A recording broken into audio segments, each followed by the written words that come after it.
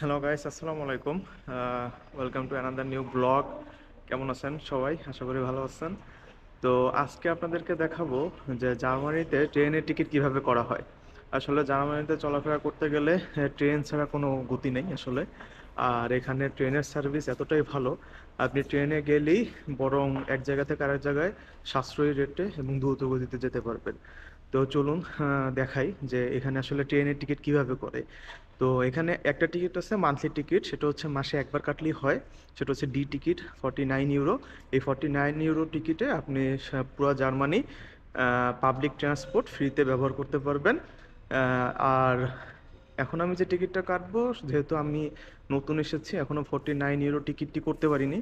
তো আজকে আমি একটা ডে টিকিট করব। ডে টিকিটের মানে হচ্ছে, যদি আজকে আমি ডে টিকিট করি তো আজকের দিনের জন্য সারাদিন আমি U-bahn বলেন বা S-bahn বলেন, যে কোনো ট্রেন ব্যবহার করতে পারবো এবং সারাদিন আনলিমিটেড। তো চলুন দেখা যাক।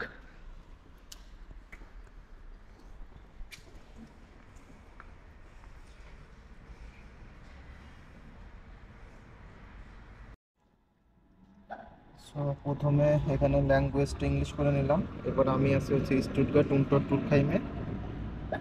এখান থেকে যে স্টুটগার্ট SBF দিব। তো এখানে কয়েক রকমের টিকিটের অপশন আছে। তো আমি দেবো হচ্ছে সিঙ্গেল অল ডে টিকিট, যেহেতু আমি আজকে সারাদিন অনেকবার ট্রাভেল করবো, এবং এটা হচ্ছে 6.2 ইউরো। ওকে, এখন পে। এবার ক্যাশে পে করবো।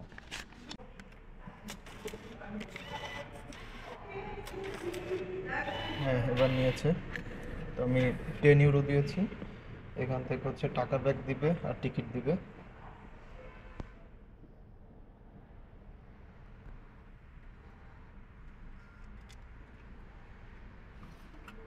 এই যে দেখুন, হচ্ছে আমার টিকিট।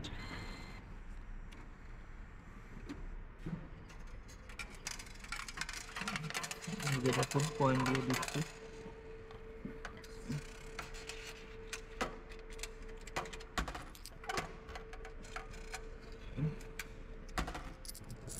এই হচ্ছে আমার পয়েন্ট। এবার এই টিকিটটা হচ্ছে অ্যাক্টিভেট করতে হবে, সেটা হচ্ছে এইখানে দিলে।